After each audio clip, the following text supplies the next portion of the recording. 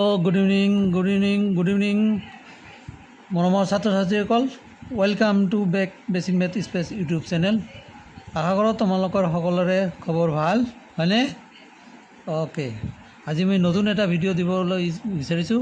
Class 10 advance math অসমীয়া মিডিয়ামৰ কাৰণে exercise set chapter 2 set সংহতি অনুশীলনী 1.1 ফাৰ্ষ্ট কুৱেশ্যনটো চোৱা কি আছে। সংহতি a equal to second bracket x সাজডেট x, এইটো সাইনক সাজডেট কোৱা হয়। এক্স বিলংছ টু এন আৰু x less than equal to N আৰু ফাইৰ বাবে তলত দিয়াবিলাক নিৰ্ণয় কৰা। Number A order of A set A N order of fi, N mein order of A union fi and order of A intersection fi. Okay, ঠিক আছে। চোৱা এতিয়া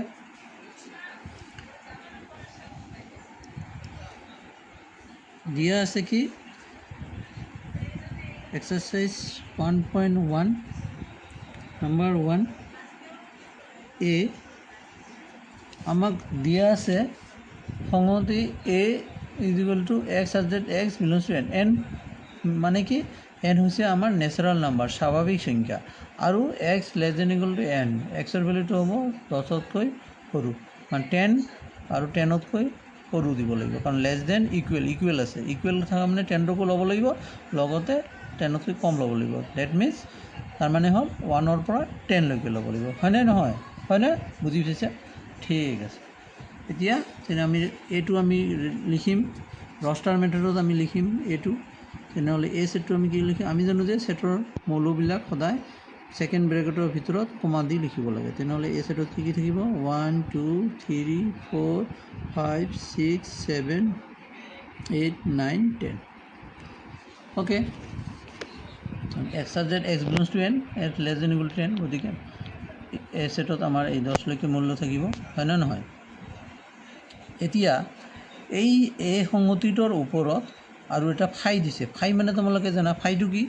আমি জানো ফাই হৈছে ৰিক্ত সংহতি। ফাইটো কি কোৱা হয়? ৰিক্ত সংহতি। ইংৰাজীত কি কোৱা হয়? নাল ছেট। আৰু ৰিক্ত সংহতিত মানে কি? তাত কোনো মৌল নাথাকে, ফাঁকা হৈ থাকে, তাত কোনো মৌল নাথাকে, ফাঁকা। তাৰমানে ৰিক্ত সংহতিত কোনো এটা মৌল নাই। এতিয়া এই সংহতিত আমাৰ আছে 10টা মৌল, আৰু ৰিক্ত সংহতিত আমাৰ আছে কোনো মৌল নাই, এটা মৌল নাই। তেনেহ'লে এতিয়া আমি বাকী এনচাৰবিলাক কৰিম। চোৱা এনচাৰ কুৱেশ্যন নম্বৰ 8 কি দি আছে? অৰ্ডাৰ অফ এন এ, তাৰমানে এই সংহতিত থকা মৌলৰ সংখ্যা কিমান? N A, that means order of the element of the set A, তাৰমানে এই সংহতিত থকা মৌলৰ সংখ্যা কৈছে। এন এ মানে এই সংহতিত থকা মৌলৰ সংখ্যা কৈছে। তেনে এই সংহতিত থকা মৌলৰ সংখ্যা কিমান? তোমালোকে নিশ্চয় দেখিব পাৰিছা 1ৰ পৰা 10লৈকে আছে, গতিকে এই সংহতিত থকা মৌলৰ সংখ্যা হ'ব 10। এন এ মিন 10। আৰু কি দিয়া আছে? এন ফাইটো কি দিয়া আছে? ৰিক্ত সংহতিত কিমানটা মৌল দিয়া আছে? এটাও মৌল নাই, ফাঁকা। গতিকে ৰিক্ত সংহতিত থকা মৌলৰ সংখ্যা হ'ব এন ফাইটো হ'ব আমাৰ 0। অ'কে, এইবাৰ বিটো চোৱা।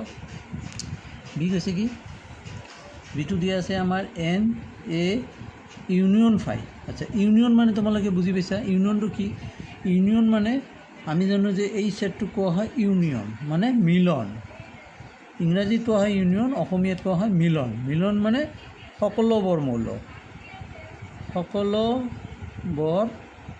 মৌল, তাৰমানে যি দুটা সংহতি থাকিব, সেই দুটা সংহতিৰ সকলোবোৰ মৌলবিলাকক কোৱা হয় ইউনিয়ন।